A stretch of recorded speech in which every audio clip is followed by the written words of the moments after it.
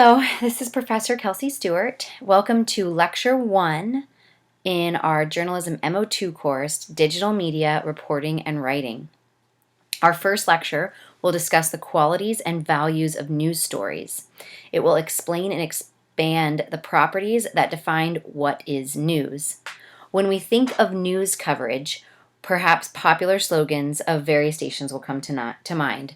Happening now, live today, breaking news, this just in. These phrases have one theme in mind: timeliness. Whatever has happened or is happening, this station or publication has all the answers, and they will have full coverage of the event. We have come to expect media to fulfill that promise. Where do you go to when you hear continuous sirens by your home? What about if you see smoke in the sky? For those of us living in Ventura County, those two signs can bring up horrifying memories of both Borderline and the Woolsey fires. I know that my first response to sirens and smoke will always be checking my Twitter feed or turning on the local news station. I expect one of those outlets to have answers to what I'm experiencing. The media is tasked with being the community watchdog. Some could argue it is our sole purpose to make sure we are where we need to be, whether it is reporting from a burning hill live or outside the crime scene tape, in order to answer our readers' questions and to inform them of what is going on in their surrounding area. Timeliness is one of the first values of news and one of the most important qualities of news. When we tune into our news station or Twitter feed, we don't expect to see stories from 3 weeks ago. We expect to see news coverage covering that is happening at that moment. So our next value or quality of news is proximity. Proximity is the essence of our audience and readership. We have people reading our publication because they expect us to cover things that they value and they value our coverage of them. Proximity is the nearness of space, time, or relationship. This news value is essential for maintaining a readership, but will also differ for every publication. The Moore Park Reporter, for instance, will be expected to have full coverage of state championship games, updates on new professors, deans, and department chairs, the newest information on courses and degrees offered, and the first publication on any breaking news that happens on campus.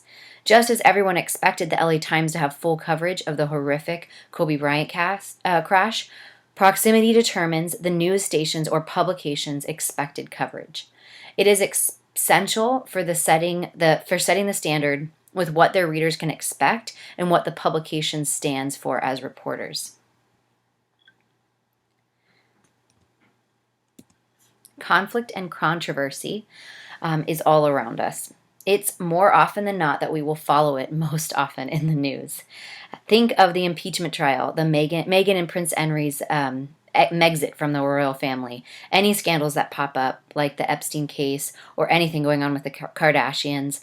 We typically follow what's going on around us, which means that stories that cover some type of conflict or controversy will most likely get read. The Moore Park Reporter followed the VCCD board in its recent meetings, where instructors were contesting their benefits. The resulting fine that over $70 million was found in an emergency reserve account was deemed a scandal. That story offered up 800 readers in just a short week from our audience. News will always need to be happening now and in an area that is relatable to your audience. But oftentimes, conflict and controversy is a value of news that can transcend location and audiences. It seems to sell across all demographics. Okay, our next one is human interest. One of the tenets of new journalists is to give a voice to the voiceless. As reporters, we are charged with covering all angles of a story. In doing that, we can expect to get interviews from sources all across the map in age, race, profession, gender. Those interviews can result in hearing a specific perspective of life that can engage our readers. Human interest stories include stories on the everyday hero, to the championship athlete, the retiring police chief, the celebrity from our own local high school, and much more. They are the essence of relatability to our readers by offering an intimate look at someone from their surrounding community or area. Our next quality of news is relevance. Relevance is determined differently at each publication and news station. What a college newspaper might deem as relevant coverage for its publication, such as high textbook costs, the LA Times may not consider noteworthy of coverage. It depends on the mission of the publication and the type of audience, culture, and theme surrounding its publication. Sports Illustrated will most likely deny coverage of the Democratic presidential debate, where we would expect minute-by-minute updates on all local news stations. Relevancy sells to your readers, just as promising as conflict and controversy, but you have to know your readers in order to determine what is relevant and what is not. When starting out as a new publication, like we did last fall in our switchover from the Student Voice to the Moorpark Reporter, seeking out the analytics for the most read article of the week, which was courtesy of our web designer, helped us to determine what type of news coverage our audience would respond best to. Relevancy is huge in determining high readership and determining what type of readers you have. Our next tenet or value of news, our quality of news, is prominence. If a regular student chooses to order tacos for lunch at Peter's food truck on campus, is that a story? Not unless he ordered 50 tacos and ate them in less than 15 minutes. But if LeBron James came to campus and ordered tacos from Peter's truck, that would be a story. Prominence is prestige reference, those of the elite class that are deemed worthy of coverage for anything. Think of the publicity the Kardashians have gotten for just who they are and not necessarily doing anything of particular note. They just get a spotlight on them because of who they are, and that's referenced as a human interest story. Prominence is relevant and must be timely and in a local proximity to sell, but it always sells. As much as readers like to know about the hometown hero to relate to their upbringing, they also want to know that the elite crowd came through their town. One of the last values and qualities of news that we are recognizing in this course are trends. Can you think of a recent trend? Not necessarily fashion trends, more like breaking news trends.